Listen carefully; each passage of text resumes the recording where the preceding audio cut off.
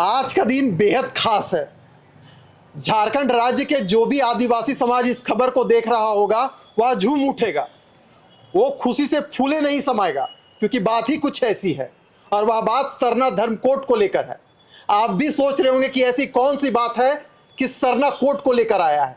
तो आपको बता दें कि सरना धर्म कोड को लेकर एक बड़ा फैसला आ गया है, जिसे सुनकर आदिवासी समाज रोमांचित हो जाएंगे। इस विषय पर हम चर्चा करेंगे और बताएंगे कि सरना धर्म कोड पर बड़ा फैसला किया आ गया है। लेकिन हमारे सहयोगी उदय जी और निरंजन जी इस वक्त हमारे साथ मौजूद हैं।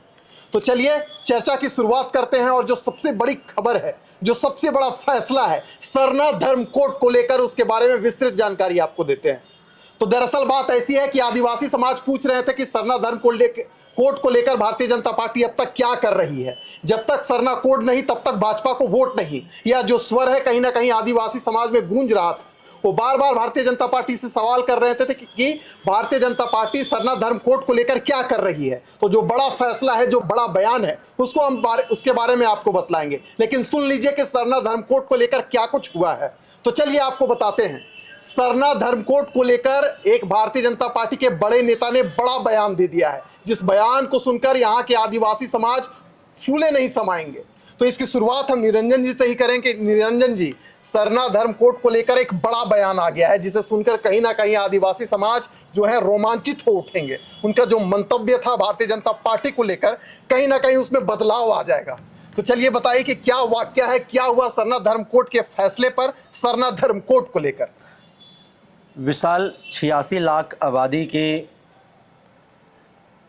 अस्मिता की बात है जी, उनकी पहचान की बात है, उनकी पूजा की बात है, उनकी पहचान की बात है जी।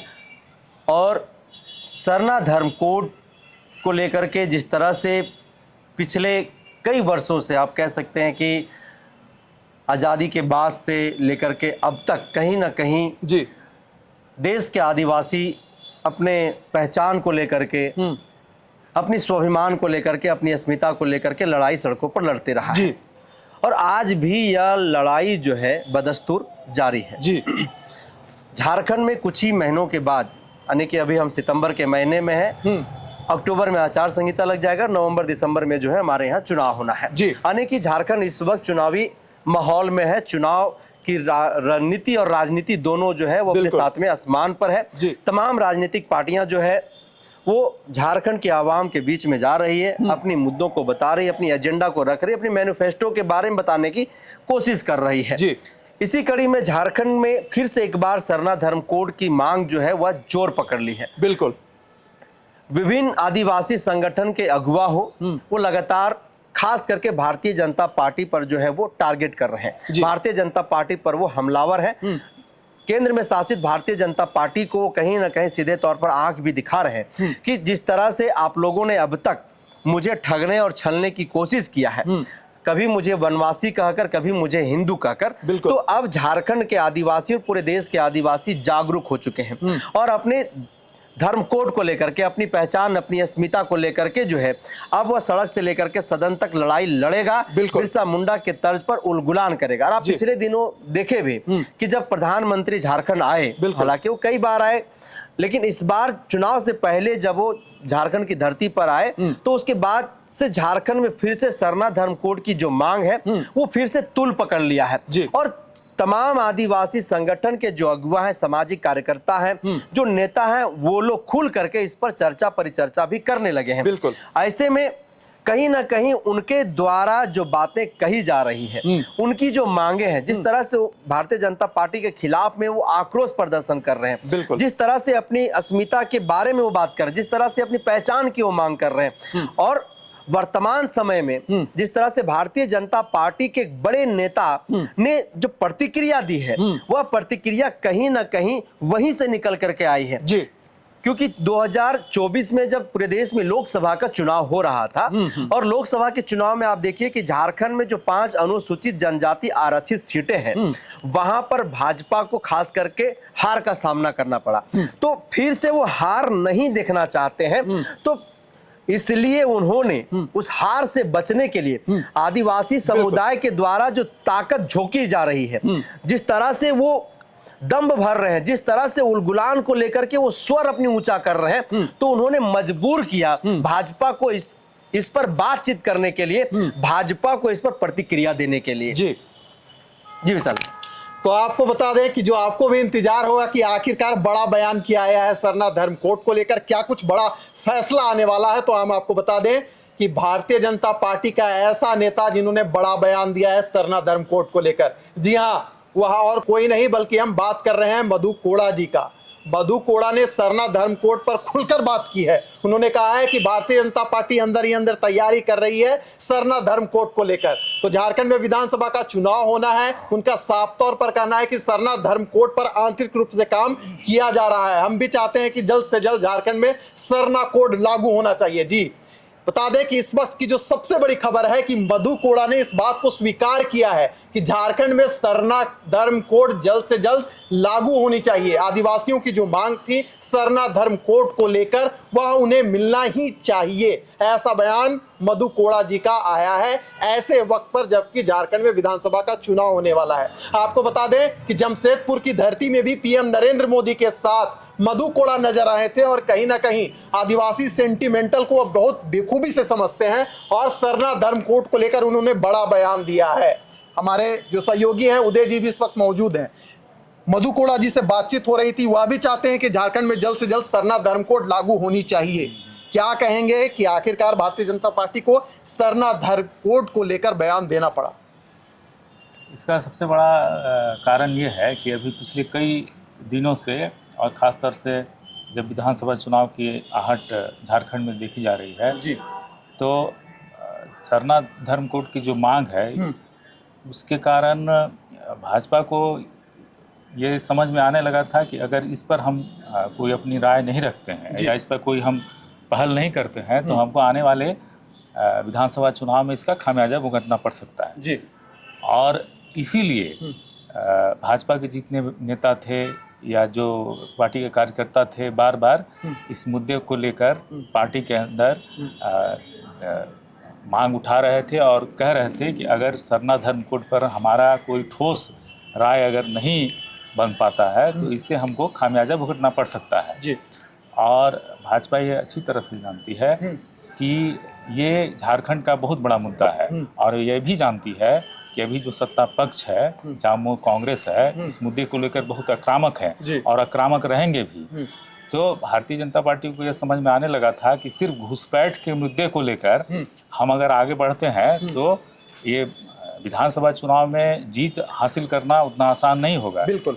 इसीलिए अब वो मधु कोड़ा हो या और भी कई नेता अभी भाषण इसके पक्ष में बयान देंगे। मधु कोड़ा तो पहले आगे आए इसलिए कि वो जान रहे हैं कि जिस क्षेत्र से जुड़े हुए हैं उस क्षेत्र का सेंटिमेंट समझ रहे हैं वो, और वो कहीं ना कहीं उन कार्यकर्ताओं की भावना को भी समझ चुके हैं, इसलिए उन्होंने यह बयान दिया है। तो आने वाले समय में इस पे जरूर कोई न कोई ठोस पहल होगी और बड़े नेता जो झारखंड के हैं या झारखंड के बाहर से भी हैं, जो बड़े नेता भी इस पर खुलकर अपनी टिप्पणी या राय रखेंगे। जी निरंजन जी, सरना धर्म कोड को लेकर यानी अब भारतीय जनता पार्टी धीरे धीरे अपना दरवाजा खोल रही है। वह कह रही है कि देखो हम भी तैयार बैठे हैं और सब यही हो रहा है क्योंकि झारखंड में विधानसभा का चुनाव होने वाला है।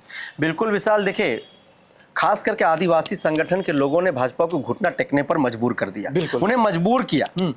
जिस तरह से झारखंड का इतिहास रहा है लड़ करके अपने अधिकार को लेने का, तो आदिवासी समुदाय पिछले कई दशक से सरना धर्म कोड की मांग करके लड़ाई लड़ रहा है। और इस बार जब विधानसभा का चुनाव है और विधानसभा के चुनाव से पहले आप देखिए कि झारखंड मुक्ति मोर्चा जिन्होंने विधानसभा में विशेष सत्र बुला करके सरना धर्म कोड का विधेयक केंद्र को भेजा है, बिल्कुल, जिसके समर्थन में कांग्रेस भी है, आरजेडी भी है, तो कहीं ना कहीं भाजपा पर एक दबाव है और कुछ ज्यादा ही दबाव है। और दबाव का नतीजा ये देखिए कि मधु कोड़ा जो आज के डेट में भारतीय जनता पार्टी में झारखंड में खास करके बड़ा चेहरा के तौर पर देखे जा रहे हैं, पूर्व में मुख्यमंत्री भी रहे हैं, तो आप ये कह सकते हैं कि पिछले दिनों जिस तरह से लगातार आदिवासी संगठन के नेताओं के द्वारा आरएसएस विश्व हिंदू परिषद, बजरंग दल, ऐसे कई संगठनों के ऊपर जिस तरह से उनका हमला था, जिस तरह से वो निशाने पर ले रहे थे कि भारतीय जनता पार्टी जो है उनके इशारे पर काम करती, वो नहीं चाहते हैं